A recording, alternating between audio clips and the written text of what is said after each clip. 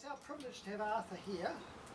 He's the author of two books, A Lesson in Till and The Eco Principle, which is the story of economics and ecology in symbiosis.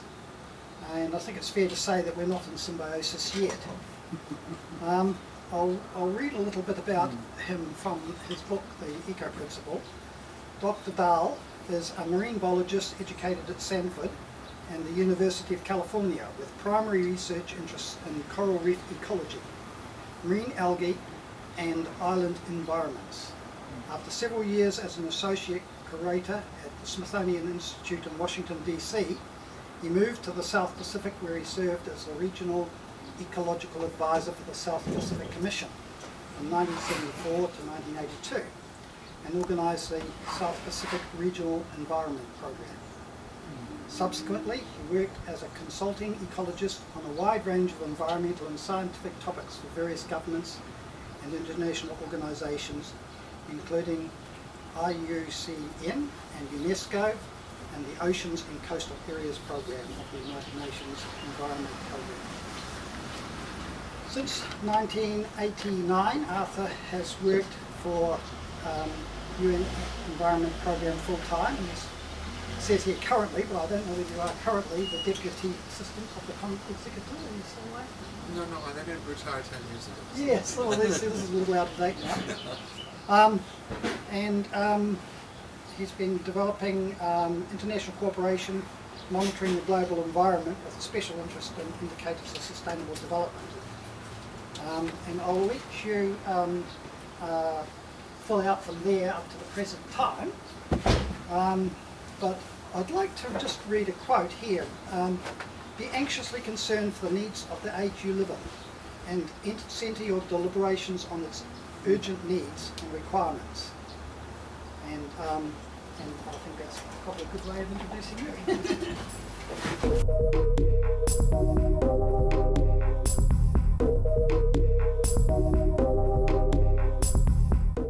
Well, since I've been asked to talk about climate change as a central theme, perhaps, of the discussion, it's a challenging subject to talk about because there has been so much disinformation about climate change. You know, the issue of climate change is, of course, linked to the issue of energy, given that burning fossil fuels produces carbon dioxide, and that has a greenhouse gas that because of the warming of the atmosphere. So it's and if you start questioning the whole foundation of the world economy, you threaten very significant economic interests who don't like these kinds of things. And we've seen previous examples. I mean, already when scientists began saying that smoking might be linked to lung cancer, there was an enormous resistance in the tobacco industry and efforts to discredit the science and so on and so forth, and millions of dollars spent, trying to defend their economic interests, and it still continues to a large extent today. But now, of course, where they can't get away with it in the developed countries, they go off and are selling them to the poor developing countries and making, expanding their market for toxic products, sold to human beings in the places where people don't yet know how dangerous this is. There's an immorality to the fundamental drive to make money that is behind many of the problems in our society. So climate change is another illustration of that. In that,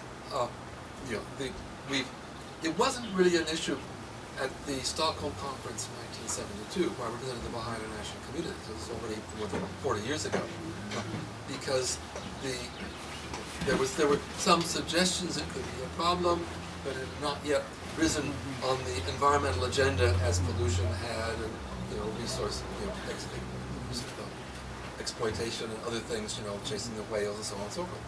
So it's an issue that has emerged in recent decades because it used to be, we thought, well, this is something that's going to be centuries into the future. Yes, there was this potential that it was going to happen at some future time. And I have to keep changing my slides every year because the things are speeding up so fast that we have gone. We're even the scientists are astonished. We have a Baha'i-inspired organization, the International Environment Forum, which is a professional organization of scientists and people working on these issues. We organized a conference in 2007 in Canada, in Ottawa. And we had a number of government scientists and so on speaking out. In fact, one of the speakers, our opening speaker, was a scientist who just learned that morning he'd won the Nobel Peace Prize as part of the Intergovernmental Panel on Climate Change. He said, I had to turn my cell phone off, it wouldn't stop breaking otherwise, congratulating him on winning the Nobel Peace Prize. But at that time, the chief scientist in the Canadian Ice Service issued a press release saying he was a skeptic about climate change. He didn't believe in it until he had seen what had happened in the Arctic Ocean in the summer of 2007. He said, and the words that he used in the press release were, he was stunned and shocked by what had happened, because already they'd seen increasing melting in the Arctic, and it had been up to 10%, 14%, something like that. But in that one summer 2007, 23% of all of the ice melted in one summer. Now when you get a quarter of the mass going, you know something big is happening. And this has continued. This last Northern Hemisphere summer, to try to maintain my objectivity about the shape of the world, there was we already passed that melting rate in August and greatly overshot it. And it's not only the extent of the ice, it is the thickness as well. So that where you used to have multi-year permanent ice, some meters thick, now it's single-year ice that is much more fragile, that breaks up more easily. And the volume has been shrinking even faster than the surface area. And of course, melting the Arctic Ocean ice isn't going to raise sea levels, it's already floating. But you look at Greenland, and they already found a few years ago that some of the major glaciers of Greenland were flowing to the sea 4 or 5 times faster than they used to in the past. And they then saw melting in the southern part of the Greenland ice sheet. Again, this summer, they had melting of the entire surface of the Greenland ice sheet. Now, if the Greenland ice sheet melts completely, that will raise sea levels by about 6 meters. Oh. All around the world. Yeah, all around the world. And that's just Greenland. That's not counting the Antarctic ice sheets.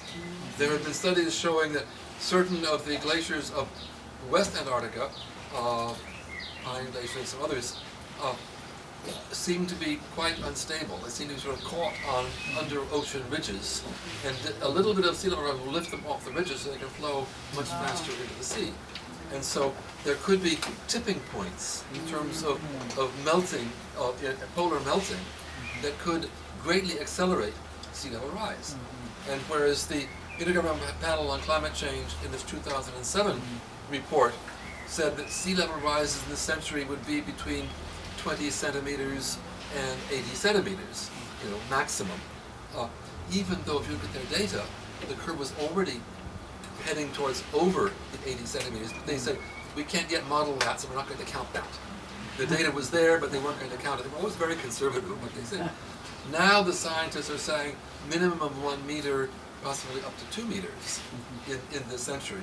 And it won't stop there. They can see, another century ahead, and we're looking at 6, 7, 8 meters, of sea level rise. And that's just one of the significant changes that we're bringing to the planet. And these are not simply theories made up by scientists. These are things that are being observed. The planet is telling us something.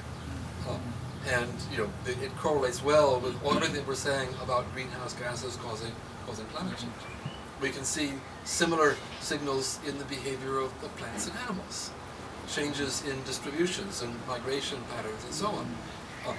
Species that I would see on the California coast down in Mexico when I was a student 30, 35 years ago are now up to Monterey and San Francisco. And the species that were there are now up in Oregon and Washington. You have 500-kilometer shifts in species ranges that have been taking place in the last few decades. Again, they're telling us something about the speed at which the climate is changing. Then we have the problem of the tipping points and the positive feedbacks. There's been concern for a number of years that in the Arctic areas you have the permafrost, which has been soil frozen since the last glacial epochs. And that frozen includes great masses of peat and organic matter that have been frozen. As the permafrost melts, we get a breakdown of producing methane. Methane is a much more powerful greenhouse gas than carbon dioxide. There are also massive amounts of frozen methane ices, on the bottom of the oceans, particularly the Arctic Ocean and other cold areas, which are quite unstable. It doesn't take much of a warming for them to sort of come bubbling to the surface. In fact, there have even been some suggestions that certain of the strange disappearances of ships at sea, the Bermuda Triangle and things like that, were in fact due to massive methane bubbles that came up around a ship and caused it to capsize and sink, simply because so Oh, I haven't heard that one. That's No. interesting. you're putting together pieces Yes, of the puzzle, okay. pieces of the puzzle, and you're able to explain all sorts of mysterious, magical kinds of things. Science is there, and science is observing That's things. very interesting. So there are all these ways in which the whole process could not only be going faster, could actually accelerate in ways that are extremely threatening. And so, just very recently, just a few weeks ago, this radical green organization of dangerous ecologists called the World Bank came out with a report on the disaster of climate change, saying that we're heading towards a 4-degree warming in this century, and then explaining all the knock-on effects that will have in food production and food supplies, in water supplies, and habitability of parts of the planet, in migrations. For instance, I've seen projections of between 500 million and 1 billion climate refugees in the next few decades. You're talking about people. People. More than 100 million people live at less than 1 meter above sea level. James Hansen, who's a leading climate scientist for NASA in America, published a map a couple of years ago of the expected coastline in 2100, and the headline was "Goodbye Miami," and he showed the half of Florida that would remain with a 1 meter rise in sea level, and goodbye Belgium, and goodbye the Netherlands, and goodbye goodbye much of Bangladesh, and these are extremely significant changes. If you really want to look at the disaster scenarios, and now that it looks like warming is accelerating, people recognizing that. They used to say, and I was at the climate science conference before the Copenhagen meeting in 2009, and there the agreement was, if we keep the rise in temperature to below 2 degrees Celsius, we have a 50% chance of avoiding some kind of runaway climate impacts. This is already 50-50. And of course the island countries are saying, keep it under 1.5 degrees, anything less than that, we're all going to vanish. But it's now looking as though even 2 degrees is impossible. The momentum, the inertia that's underway with change is probably we could do it in theory if we stop burning all fossil fuels tomorrow. But there's no sign that anybody's ready to even reduce our consumption of fossil fuels. On the contrary, there was just a recent study that there are plans to build 1,500 new coal-fired power plants, mostly in India and China, in the next few years. So there's no willingness to begin to respond to what seems like fundamental threats to human survival and so on. We're caught in this, you might say, a time warp between scientific reality on the one hand, what scientists are saying is already happening and where that is going to take us, and political reality on the other hand, which is, we can't possibly afford to displease our citizens by saying they must drive less or drive smaller vehicles or something like that.